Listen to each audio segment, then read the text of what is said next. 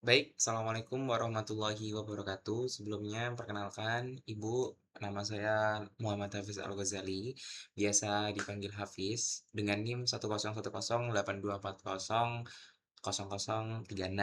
Di sini saya akan membuat sebuah video, di mana video ini akan menjelaskan tentang tugas akhir atau mungkin tugas terakhir dari mata kuliah elektronika sebagai nilai tambahan untuk ujian akhir semester. Di video kali ini saya akan menjelaskan mengenai 4 poin penting, yakni yang pertama adalah menjawab soal nomor satu, nomor 2, nomor 3, dan juga menjelaskan rangkaian serta, hasil dari osiloskop yang sudah tersambung pada rangkaian yang telah saya buat. Sebelumnya saya izin menjelaskan untuk rangkaian yang telah saya buat di sini, yang di mana di sini, bisa dilihat ya, bahwa rangkaian ini sudah sedikit saya modifikasi dan saya sesuaikan. Sebenarnya tidak saya modifikasi dan saya sesuaikan, namun rangkaian ini saya sesuaikan atau saya lengkapi dari rangkaian yang telah ada di soal. Jadi di soal tersebut kan untuk R3 dan R4 ya kan, sebentar saya cek dulu Word-nya. Nah, untuk R3 dan R4 ini kan yang ditanyakan, maka otomatis, di sini, di rangkaian ini, R3 dan R4 itu sebelumnya sudah dicari. Nah, tepatnya di soal nomor 3, seperti itu.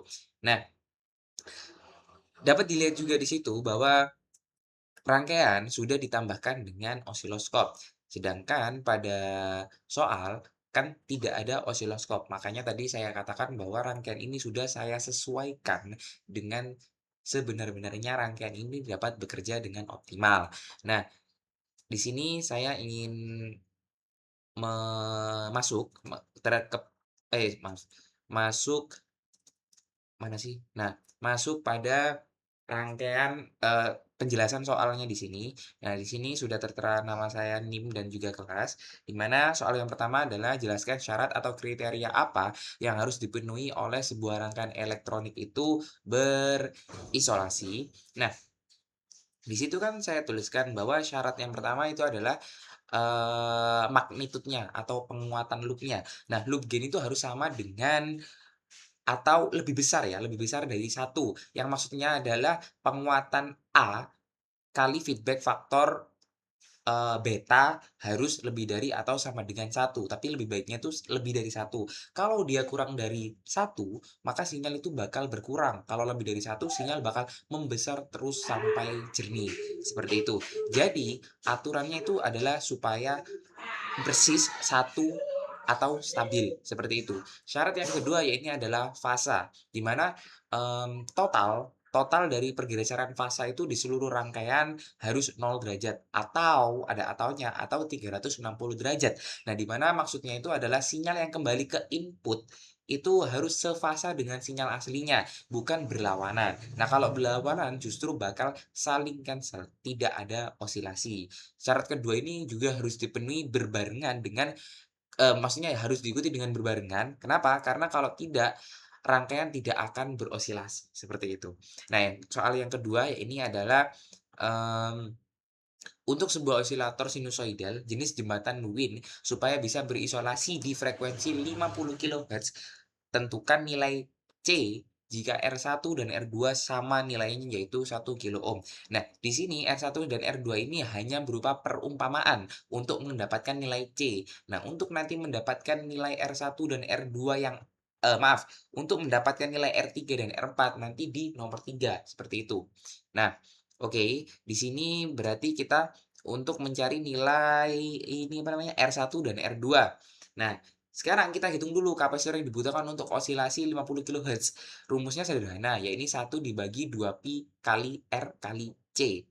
Nah, di situ tuh ketemu bla bla bla bla bla bla bla bla bla, hasilnya adalah di 3,8 F. Tapi di multisim kita bisa set persis 3,18 untuk akurasinya, seperti itu. Nah, di nomor 3 ini, tentukan nilai R3 dan R4 supaya bisa memenuhi penguatan yang dipersyaratkan untuk berosilasi. Ingat, karena beta sama dengan sepertiga syarat magnitudo penuntut penguatan, maka A sama dengan 1/beta sama dengan 3. Nah, kita hitung bla bla bla bla bla di situ, ketemulah hasilnya adalah R4 sama dengan 10 kilo ohm dan R3 sama dengan 20 kilo ohm. Nah, untuk memverifikasi maka bisa dicari dengan A sama dengan 1 ditambah 20K dibagi 10K, kan sama aja kayak 1 ditambah 2 sama dengan 3, artinya benar di situ.